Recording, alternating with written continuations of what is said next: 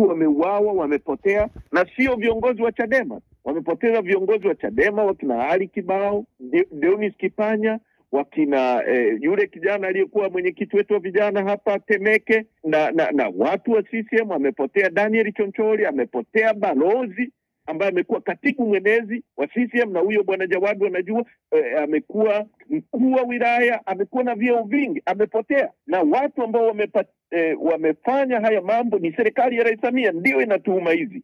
Wamekuja kwenye uchaguzi, wametumia mtutu wa bunduki, maelfu ya watu wameuawa, vijana wadogo. Mara ya kwanza akasema hao vijana wanatoka nje ya nchi, sio wa Tanzania. Mara ya pili amesema wanalipwa. Mara ya tatu amesema walipata mkumbo. Tunashindwa kuelewa hata rais mwenyewe msimamo wake katika hili jambo ni upi.